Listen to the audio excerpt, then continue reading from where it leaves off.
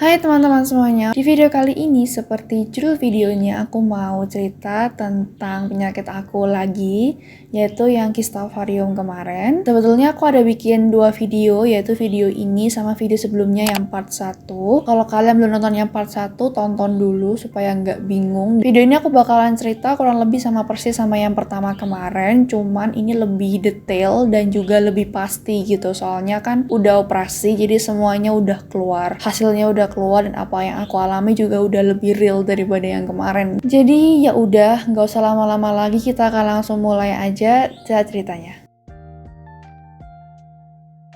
Pertanyaan ini banyak banget keluar waktu video yang pertama kemarin sudah launching gitu. Dan aku juga bingung jawabinnya karena pertanyaan ini juga pernah ditanyain sama Ivo ke dokter Melindanya langsung. Tapi dokternya juga kayak bilang kalau misalkan kista itu tuh nggak ada alasan pasti kenapa kamu bisa kena. Dibilang genetik juga enggak. Jadi kayak bingung gitu kenapa kamu bisa sampai kena. Jadi kalau kata aku sih mungkin genetik itu bisa. Cuman aku nggak terlalu percaya sama genetik sih. Aku lebih percaya ke pola hidup. Soalnya jujur aku tuh suka banget makan ayam. Ayam yang fast food gitu, junk food yang berlogo-logo terkenal itu yang kalian sudah tahu. Itu aku selalu pilih yang bagiannya wings. Soalnya aku itu suka kalau makan nasi sama ikan itu langsung sama-sama habis gitu. Nah, kalau misalkan aku makan part lain selain wings, itu pasti bakalan kelebihan banget. Dan kalau kalian tahu, mungkin ayam-ayam yang dijual di fast food itu merupakan ayam horen. Dan ayam horen itu penyuntikannya tuh pas di sayapnya itu. Jadi kayak aku tuh makan hormon gitu loh. Nah, kista itu kan juga makanannya adalah hormon gitu. Jadi mungkin bisa juga gara-gara aku sering makan wings itu. Terus kemarin kan juga sama dokternya sempat dilarang makan-makan yang manis. Nah, aku kan juga emang orang yang sweet tooth banget. Jadi mungkin bisa juga gara-gara itu. Kemarin aku operasi di rumah sakit RSIA Kendang Sari Mer, namanya Kendang Sari Mer ya, jadi lokasinya di daerah Mer, Surabaya sini, dan dokternya pakai dokter Melinda Febiani. Kenapa aku pilih rumah sakit ibu dan anak, karena kan namanya RSIA itu rumah sakit ibu dan anak ya. Soalnya menurut aku kalau misalkan aku operasi di sana itu jadi lebih bersih aja gitu. Karena kan teman-teman aku yang operasi, teman-teman aku yang tidur di kamar inapnya itu juga orang-orang yang masalahnya sama kayak kandungan gitu. Maksudnya masalahnya cuma seputar di kandungan doang, kayak mungkin melahirkan atau mungkin punya case yang sama kayak aku. Kalau misalkan aku di rumah sakit besar, rumah sakit umum gitu, itu pasti teman-teman aku di samping-samping kasur aku itu tuh masalahnya macem-macem gitu. Takutnya nanti penyakit mereka lebih parah dari aku atau gimana, jadinya aku malah down. Maka dari itu diputuskan kemarin operasinya di RSIA aja gitu. Aku di rumah sakit itu cukup sebentar, jadi cuman 3 hari kalau di total. Aku masuk itu 18 malam jam 7, terus 19 pagi kan operasi, terus 19 malam masih lemes banget, gak bisa ngapa-ngapain, terus 20 pagi udah mulai segar, terus 21 pagi udah pulang. Jadi kalau di total 3 hari, cuman terhitung kayak 4 gitu mungkin ya, gitu sih. Persiapan sebelum operasi, yang pasti mental ya. Soalnya mungkin itu yang paling penting gitu. Jangan terlalu stres juga, jangan terlalu down juga. Pokoknya ya biasa-biasa aja gitu. Aku stop scrolling tentang penyakit aku juga stop scroll YouTube tentang operasi-operasi. Bener-bener it's a brand new experience for me. Terus kemana aku juga ada jalan-jalan sedikit supaya nggak terlalu stres juga. Sama ada beberapa tes yang harus aku lalui sih sebelum operasi. Yang pertama itu tes pembekuan darah, terus tes darah lengkap. Aku nggak tahu ini sama atau beda, kayaknya beda sih. Terus ada juga tes HIV, ada juga tes hepatitis, sama ada lagi PCR tes. Katanya sebetulnya kemarin aku juga harus serahin ini tes foto dada atau toraks, tapi katanya karena sudah PCR nggak perlu toraks lagi gitu. Ya puji Tuhan karena toraks cukup mahal ya guys harganya. Oh yang pasti siap-siap baju, makanan, cemilan itu pasti. Soalnya kan pasti di rumah sakit itu kayak jarang lah orang jualan, dan di rumah sakit kemarin itu nggak boleh jaga gantian guys, jadi yang jaga cuma 1 orang. Maka dari itu bener banyak banget persiapan dari baik aku maupun yang jaga Hil waktu itu.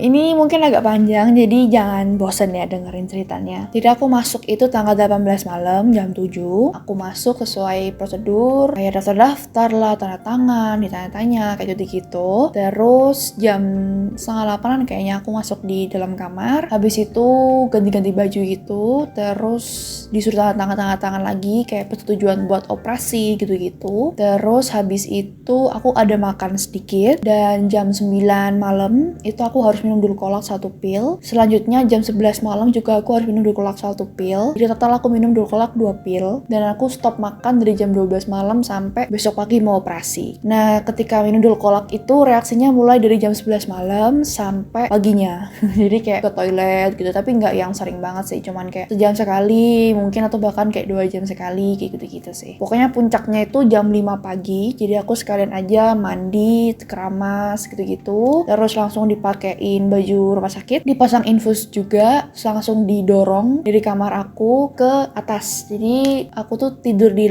lantai 2 dan semua tindakan operasi maupun melahirkan itu di lantai 3. Terus abis itu langsung dipakein baju steril, jadi diganti baju gitu. Terus dipasang-pasangin alat-alat gitu, nggak ngerti, aku bingung alat-alat apa aja. 6:30 langsung anestesi. Dari anestesi tuh udah mulai anget semua badan aku. Terus habis itu setelah badannya anget, jam 7-an disuruh doa, langsung operasi. Operasinya nggak lama, 1,5 jam.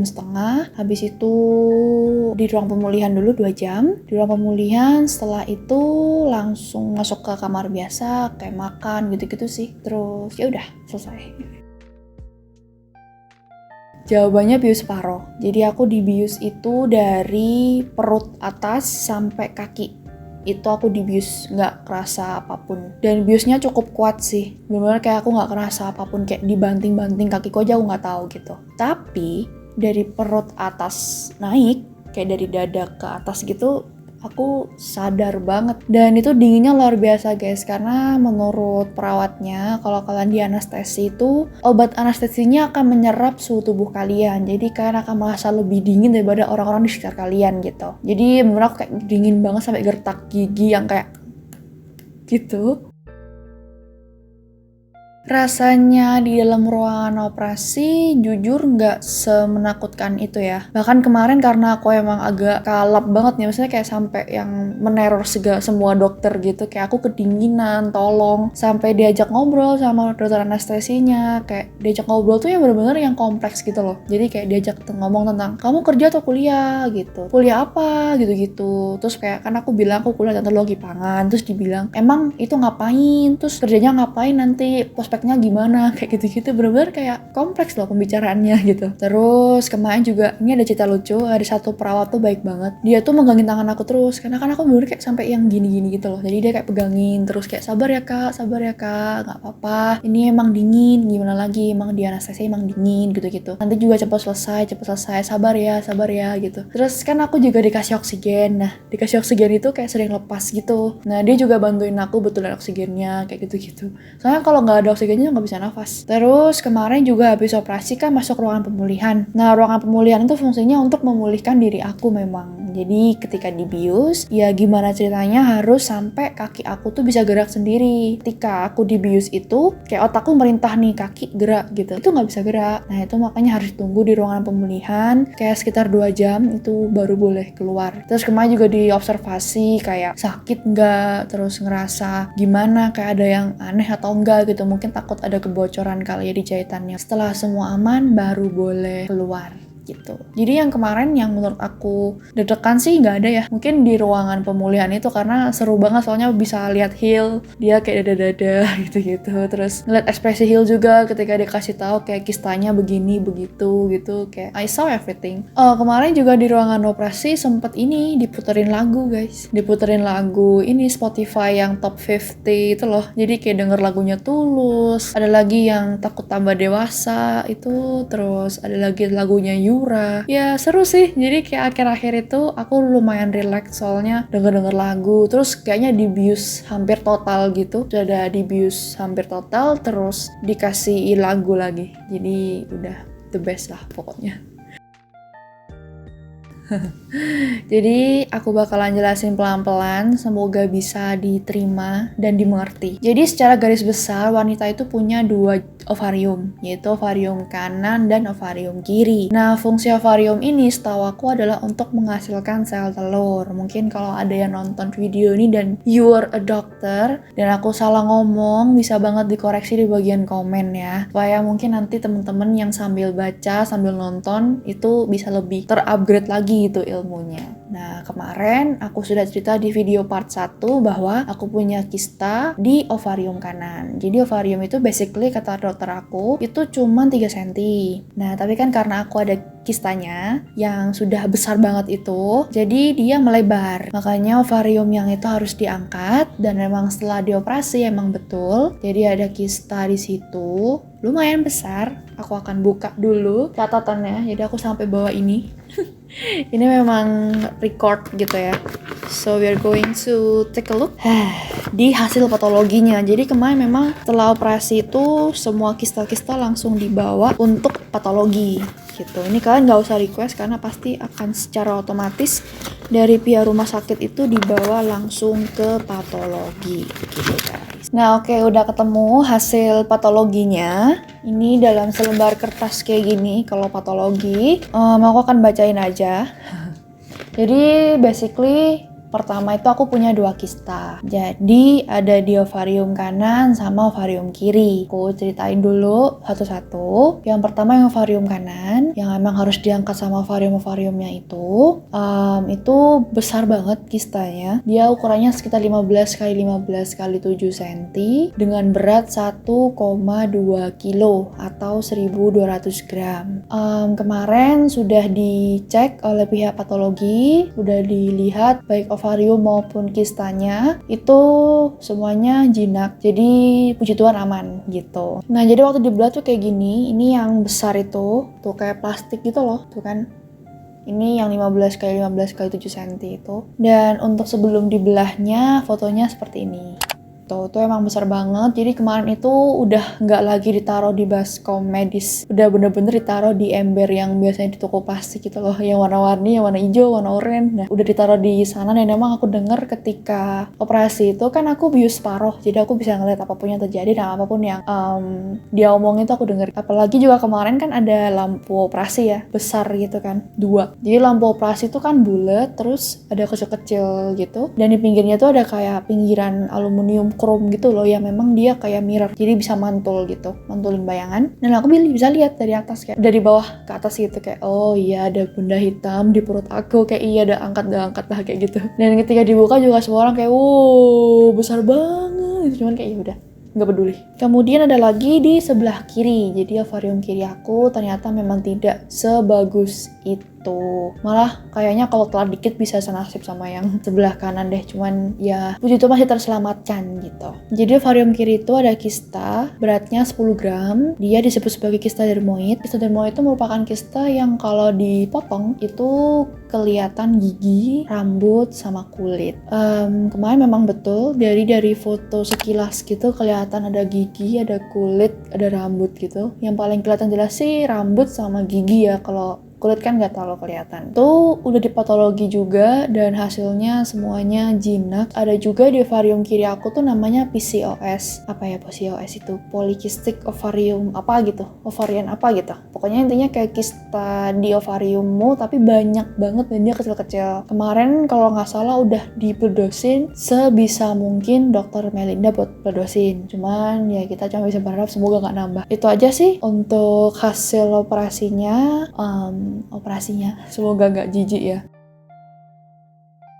Untuk obat-obatan sih aku nggak minum obat-obatan khusus. Kemarin cuma minum obat-obatan dari dokter. Ketika sudah 15 menit di ruangan pemulihan itu aku dapat penurun demam melalui infus gitu, sama antibiotik langsung masuk. Terus ada juga painkiller. Jadi aku dikasih painkiller yang disuntiknya 1 jam sekali. Sekali nyuntik itu sekitar 2 mili atau 2 mikromili gitu kalau nggak salah. Itu bertahan selama 24 hour. bahkan lebih kayaknya. Terus setelah painkillernya habis, kan besoknya itu aku langsung dicopot kateter, which mean aku harus jalan kaki ke kamar mandi untuk pipis. Itu perjuangannya luar biasa ya, mungkin terlihat mudah kayak cuma jalan kaki doang gitu, tapi perut kamu dibelah men. Aku tuh dioperasi tepat di tengah perut gitu loh, dan ibaratnya titik berat ketika kamu mau berdiri itu adalah perut kamu gitu. Jadi ya lumayan sakit, lumayan gimana gitu, kayak kerasa kaku aja gitu, kayak nggak pernah gerak sama sekali perut kamu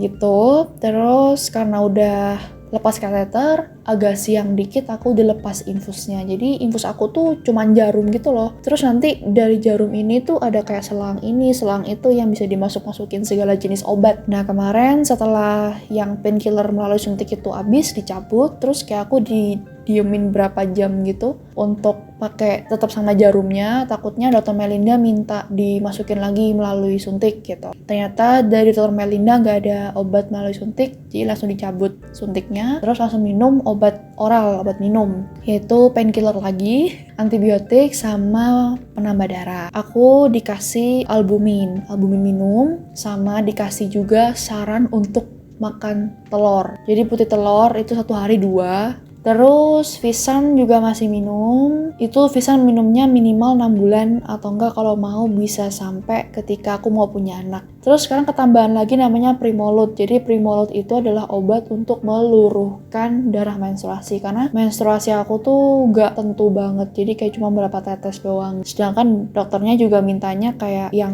normal aja, kayak orang normal biasa, baik volume maupun durasi maupun jangka datangnya. Kan aku kira kalau misalkan aku gak punya satu ovarium itu datangnya kayak bulan ini mens, bulan depan enggak gitu. Ternyata dokternya mintanya 1 bulan itu harus sekali menstruasi. Maka dari itu harus minum Primolut ini supaya siklusnya seperti orang normal. BTW untuk obat-obatan ini mohon banget kalian jangan asal beli ya guys. Jadi tolong banget periksa ke dokter kandungan baru beli obat.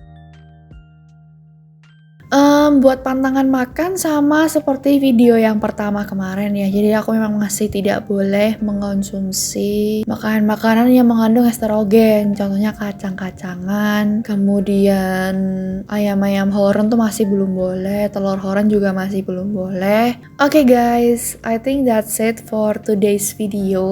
Tadi udah aku buat pertanyaan-pertanyaan, semoga lebih gampang buat dipahami juga. Mohon maaf kalau misalkan ada salah-salah kata. Mohon maaf juga kalau misalkan ada salah-salah ilmu di sini, karena ya memang aku ceritanya based on my experience. Jadi semoga aja infonya membantu. Dan buat kalian cewek-cewek yang mungkin masih takut ke dokter kandungan, segeralah pergi ke dokter kandungan, jangan takut. Gak ada yang perlu ditakutin. Lebih baik sekarang kalian tahu apa yang salah sama tubuh kalian daripada harus operasi, karena mahal banget biaya operasi girls. Jadi ya udah, gitu aja dan bye bye.